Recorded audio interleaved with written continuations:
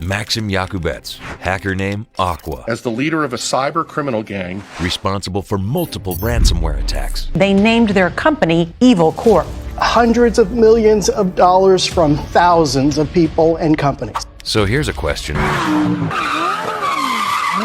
How is the FBI's most wanted cybercriminal still a free man?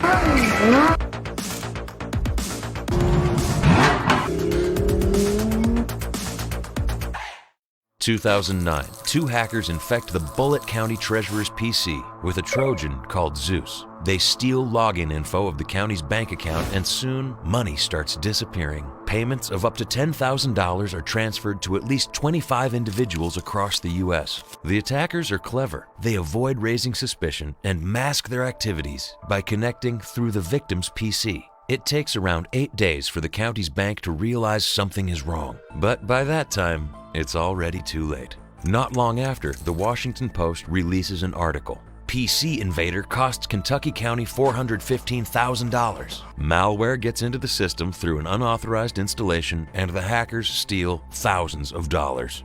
On July 9, 2010, U.S. authorities receive help from Russian law officials. The email address tied to the Aqua hacker is traced to Maxim Yakubets. Quite easily so. The cyber criminal uses the same account to order a stroller for his baby. This discovery soon leads to a residential search of Yakubets' home, but the investigation doesn't bear fruit.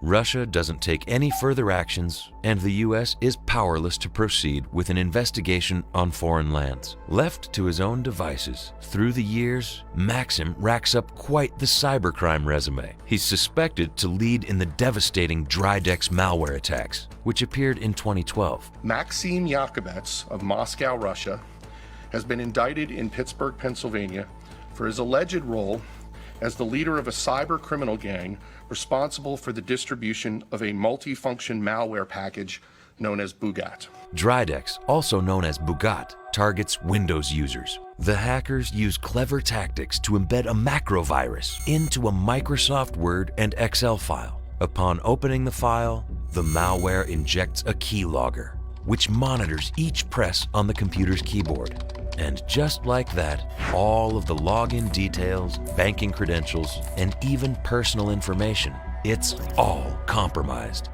In 2014, Drydex spreads via 15,000 daily spam emails, attacking mostly UK and US citizens.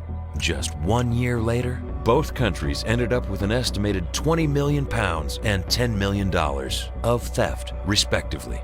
Around the same time, the Drydex gang becomes known as Evil Corp, with Yakubets allegedly serving as their leader. Evil Corp members quickly proved to be one of the most dangerous hacker groups in the world. Federal prosecutors charged 2 Russian hackers today with ripping off American businesses and schools, even a nursing home. This way, with Drydex alone, the hacker organization steals over $100 million from hundreds of banks and institutions. And that's just the beginning. Soon after, a whole bouquet of new malware follows. Locky, a Microsoft Word document containing macroviruses.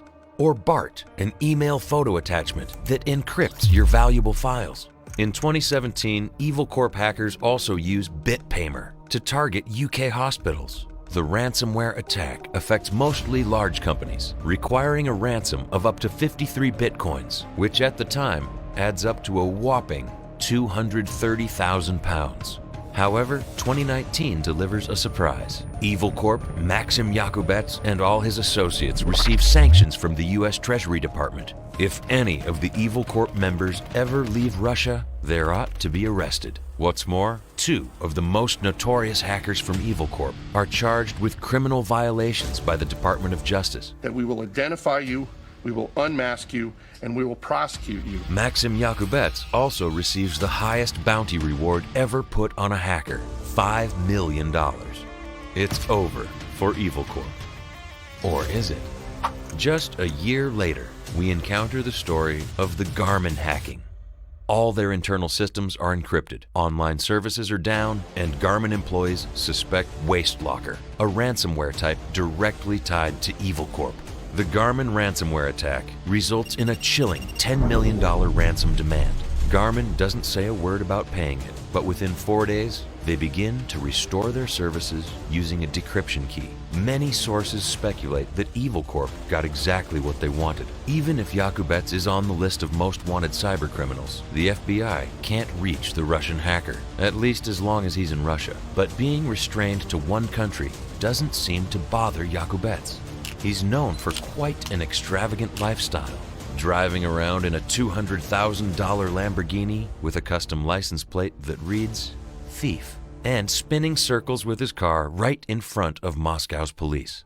He's also splashing out on pet tigers and lion cubs, going on spa vacations that cost up to 1 million rubles a week. But what guarantees the Russian cybercriminal such freedom? Let's go back in time.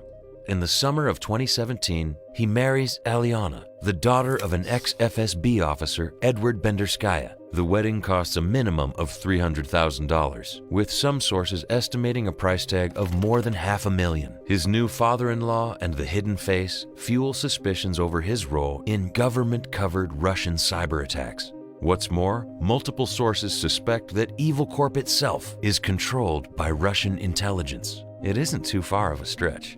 Rumors and speculations deem Russia as a harbor for cybercriminals. And not just rumors. According to Dmitry Alperovich, former chief technical officer of the cybersecurity firm CrowdStrike, it's a choice between prison and working for the state.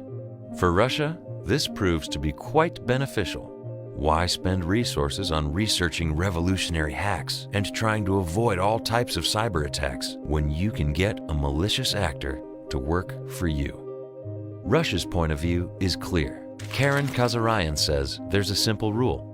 Just don't ever work against your country and businesses in this country. If you steal something from Americans, that's fine. However, proving this connection isn't easy. Russian hackers hide behind fake names and pseudonyms. But one thing is clear. Maxim Yakubets is untouchable in Russia. And it's not just Yakubets. It's speculated that multiple members of Evil Corp are relatives of high-ranking Russian officials. Yet the Russian government brushes off hacking accusations against its citizens, and the FBI's most wanted cybercriminals, just like Maxim Yakubets, remain free. If he ever steps out of Russian soil, he'll be immediately arrested. I hope you enjoyed this dive into the life and crimes of the most notorious Russian cybercriminal. Let me know in the comments, and don't forget to like and subscribe to our channel.